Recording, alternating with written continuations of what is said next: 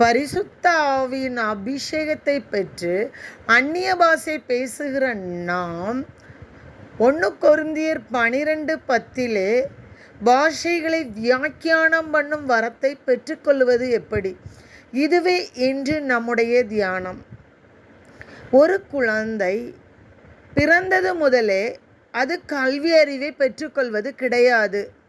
முதலில் அது ஆரம்ப பள்ளிக்கு செல்ல வேண்டும். பின்பு படிப்படியாக கடந்து சென்று அது கல்வியிலே உயர்நிலையை அடையும். அதுபோல பாஷைகளை நாம் வியாக்கியானம் பண்ணும் வரத்தை பெற்றுக்கொள்ள வேண்டும் என்றால் ஒவ்வொரு நாளும் நாம் அந்நிய பாஷைகளை மணிக்கணக்கிலே கர்த்தரிடத்திலே பேசிக்கொண்டே இருக்கும் பொழுது ஒவ்வொரு நாளும் கற்று தேர்ந்து ஒரு நாளிலே அந்த பாஷைகளின் அர்த்தத்தை அறிந்து வியாக்கியானம் பண்ணும் அந்த அனுபவத்துக்குள்ளே நாம் கடந்து வர முடியும்.